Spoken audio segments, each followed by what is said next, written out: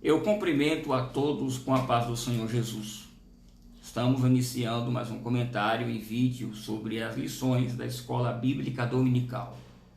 Para você que é professor da EBD ou aluno, o meu desejo é que esse vídeo seja uma ferramenta de subsídio para auxiliar e edificar o seu aprendizado.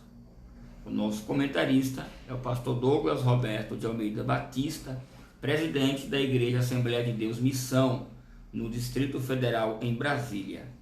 Ele também é o presidente do Conselho de Educação e Cultura da CGADD. Foi o relator da comissão especial que elaborou a elaboração de fé das Assembleias de Deus. Bem, eu irei iniciar citando Efésios capítulo 1, verso 15 a 16. Assim está escrito: pelo que, ouvindo eu também a fé entre vós, que há no Senhor Jesus, e o vosso amor para com os santos, portanto, não cesso de dar graças a Deus por vós, lembrando-me de vós nas minhas orações. Paulo aqui está dando testemunho da boa fé que ele ouviu sobre os cristãos que eram os destinatários desta epístola. Veja a expressão, a fé que entre vós há no Senhor Jesus. Isso quer dizer que é impossível pertencermos à igreja se não tivermos uma fé salvífica na pessoa do Senhor Jesus Cristo. E é por essa fé que se pode participar da salvação. Veja Romanos capítulo 5, verso 1 ao 2. Assim está escrito: sendo, pois, justificados pela fé, temos paz com Deus por nosso Senhor Jesus Cristo, pelo qual também temos entrada pela fé a esta graça na qual estamos firmes. Perceba que é necessário que se creia em Jesus e em sua palavra, além de, é claro, pôr em prática, fazendo o que ele mandou. Aliás, demonstramos nossa fé por meio de ações, tendo atitudes que imitam ao próprio Cristo. Veja o que o apóstolo diz em 1 Coríntios capítulo 11, verso 1. Assim está escrito: sedes meus imitadores, como eu sou de Cristo. É preciso seguir os passos de Jesus. O próprio apóstolo acreditava nisso. Por isso que escreve também a Gálatas 2:20, assim está escrito: já estou crucificado com Cristo, e vivo, não mais eu, mas Cristo vive em mim. E a vida que agora vivo, vivo-a na fé do Filho de Deus, o qual me amou e se entregou a si mesmo. Jesus vive na vida do fiel, porque o fiel nega a si próprio. O próprio Senhor Jesus é quem pede que os seus discípulos, seus seguidores, assim o façam. Veja Marcos capítulo 8, verso 34. Assim está escrito: e chamando a si a multidão com os seus discípulos, disse-lhes: se alguém quiser vir após mim, negue-se a si mesmo, tome a sua cruz e siga-me. Veja ainda Lucas capítulo 14, verso 33. Assim está escrito: assim, pois, qualquer de vós que não renuncia a tudo quanto tem, não pode ser meu discípulo. Portanto, crer em Jesus não é apenas uma coisa intelectual, mas espiritual, que transcende a razão e a lógica humana.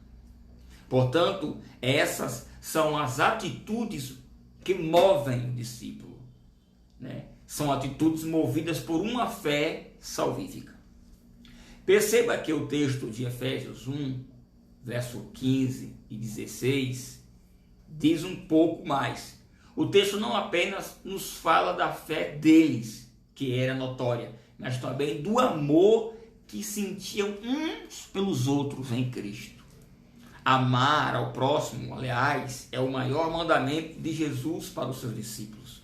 Veja João capítulo 15, verso 12, 13 e o 17.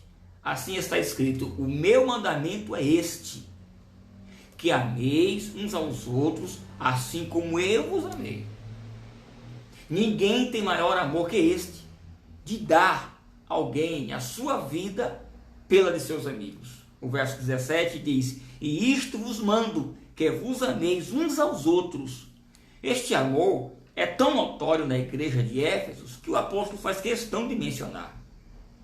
O lamentável é que algo de errado ocorreu no futuro com essa igreja, porque quando nós vamos ler Apocalipse, dentre as 7 cartas da igreja da Ásia, uma delas é Éfeso, e lá o Senhor Jesus cobra a falta desse amor. Veja Apocalipse capítulo 2, verso 4. Assim está escrito: tenho, porém, contra ti que deixaste o teu primeiro amor. Isso nos serve de uma grande observação, de que o fiel pode tanto cair da graça e perder a fé, quanto esfriar o amor em Cristo e ao seu próximo. E é o amor ao próximo a grande evidência do verdadeiro discípulo de Jesus.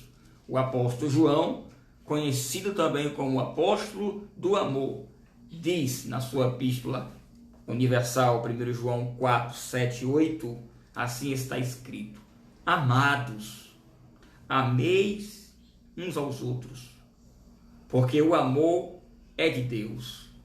Qualquer que ama é nascido de Deus e conhece a Deus.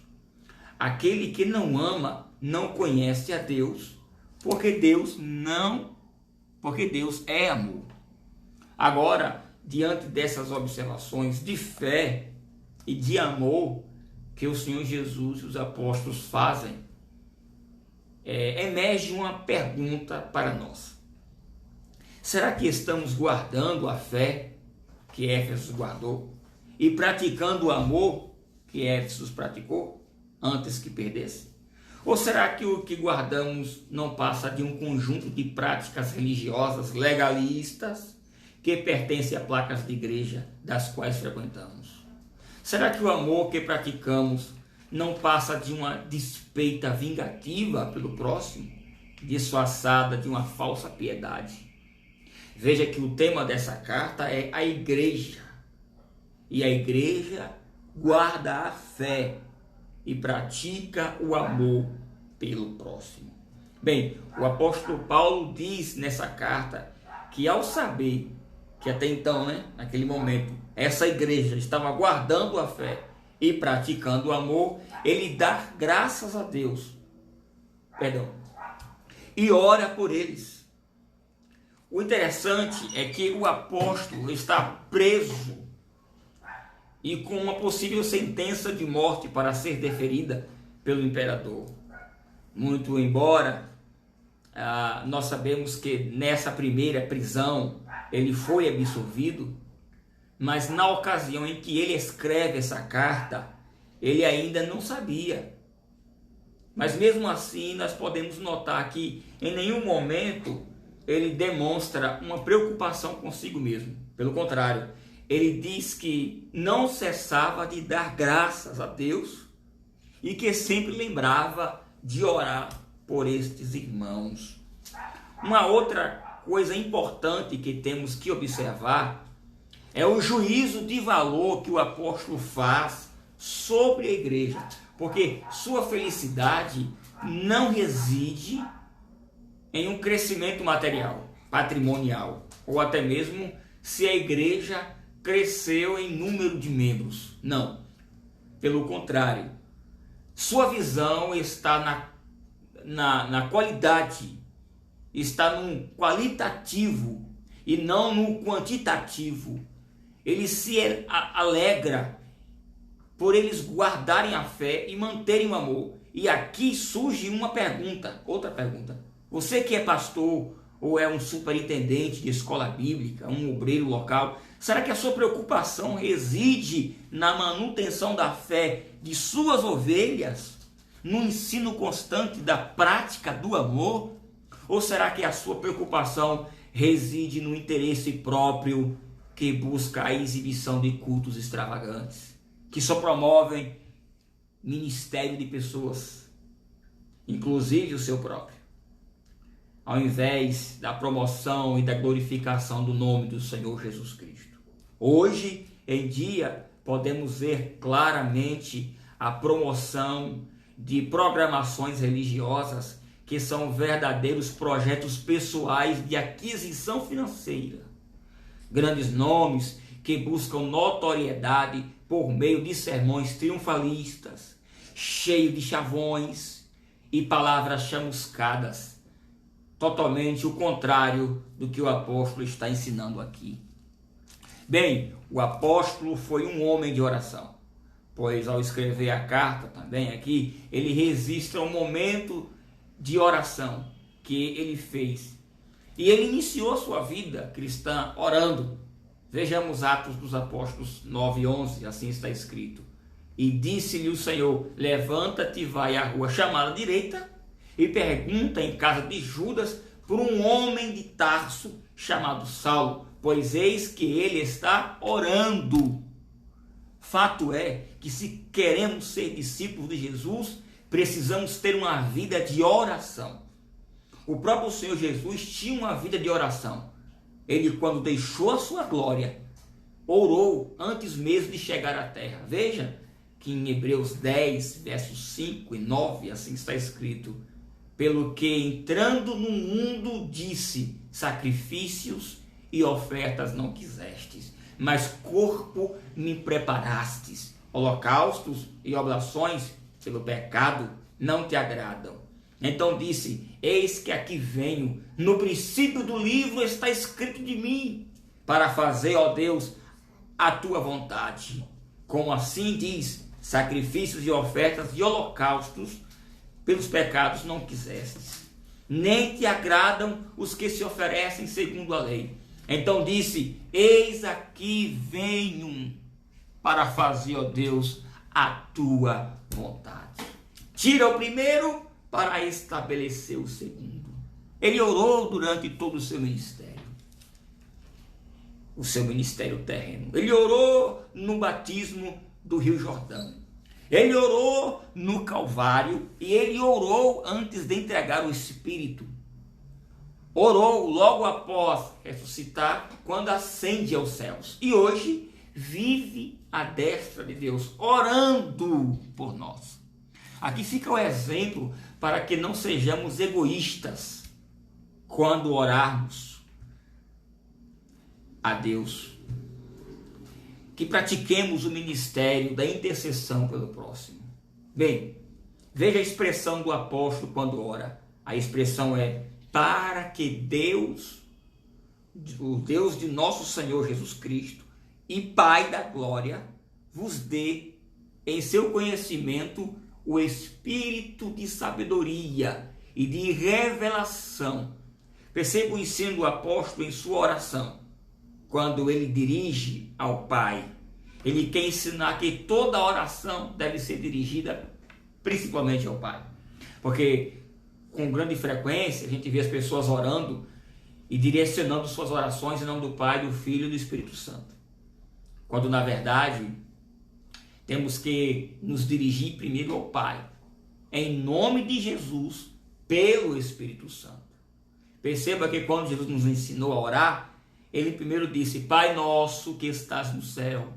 Lembra?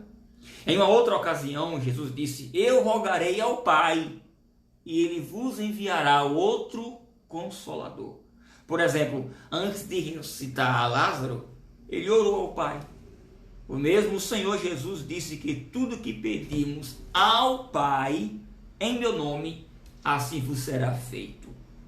Que não confundamos a fórmula da oração da fórmula batismal. Tá bem? Amém? Bem, no batismo, sim, ele orienta que batizemos em nome do Pai, do Filho e do Espírito Santo. Na oração, não. Mas além da demonstração correta de orar, Paulo faz a referência a um outro ensino na sua própria oração.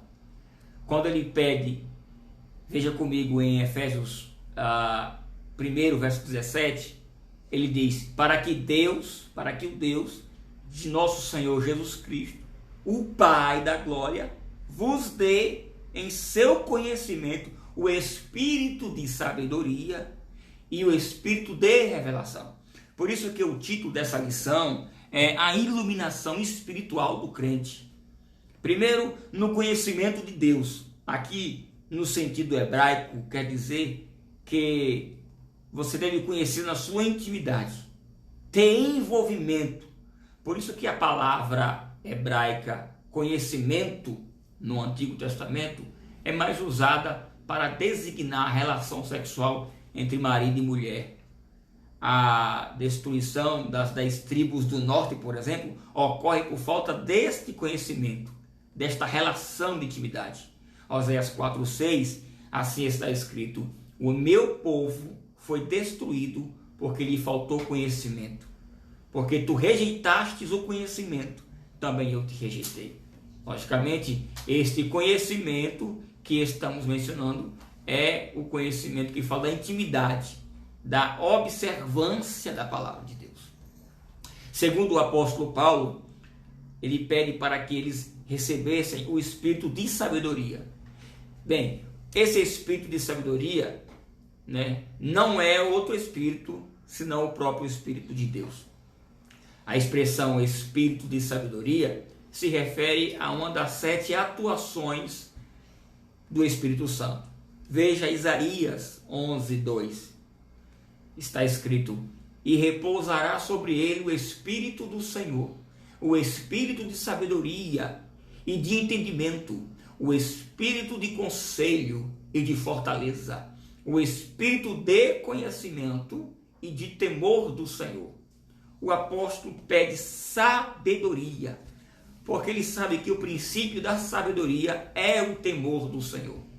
Todos os que temem a Deus adquirem sabedoria. Na verdade, quanto mais conhecimento de Deus se tem, quanto mais intimidade com Deus se tem, mais sábio nos tornamos. Terceiro, o apóstolo pede o espírito de revelação, que em Isaías 11:2 corresponde ao espírito de conhecimento, que quer dizer saber de coisas que não estão ao alcance dos homens. Veja que essa manifestação do Espírito Santo na vida da igreja vem capacitar a igreja para assumir um protagonismo em um mundo de confusões e incertezas.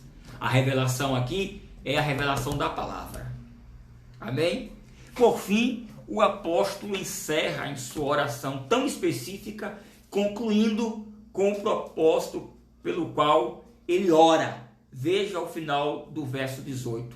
Para que saibais qual seja a esperança da sua vocação e quais as riquezas da glória de sua herança nos santos. A iluminação da esperança ao crente faz ele entender o maior objetivo de sua vida, que é estar com os olhos postos no céu. As coisas terrenas não valem, mas na aquisição da salvação, a iluminação do conhecimento de Deus traz sabedoria necessária para que suas decisões não te afastem do maior objetivo, que é o céu. As revelações são para que você não seja enganado nem surpreendido pelo inimigo de nossas almas. A iluminação do conhecimento de Deus nos relembra qual é a esperança da nossa vocação, que é nada mais, nada menos que a cidade santa. E era assim que os santos do Antigo Testamento e do Novo pensavam. Veja em Hebreus capítulo 11, verso 8 e o verso 10 e o verso 16, assim está escrito: pela fé, Abraão, sendo chamado, obedeceu, indo para o lugar que havia de receber por herança, e saiu sem saber para onde ia. Pela fé, habitou na terra da promessa, como em terra alheia, morando em cabanas com Isaque e Jacó, herdeiros com ele da mesma promessa, porque esperava a cidade que tem por fundamentos, da qual o artífice e construtor é o próprio Deus. E o verso 16 diz: mas agora desejam uma melhor, isto é, a celestial. Por isso também Deus não se envergonha deles, de ser chamado seu Deus, porque já lhes preparou uma cidade. Paulo corrobora em Filipenses 3:20, assim está escrito: mas a nossa cidade está nos céus, de onde também esperamos o Salvador, a saber, o Senhor Jesus Cristo. Veja que o interessante agora é o espírito de sabedoria e de revelação. Temos a iluminação do conhecimento de Deus, e tudo para quê? Para que tenhamos convicção, ciência, que a nossa esperança é a salvação. Que fique bem claro que nessa vida nada mais é importante. Portanto, em nenhum momento de nossas vidas essa vocação seja perdida, seja esquecida. Que Deus te abençoe e até a próxima aula, se Deus assim nos permitir. Amém?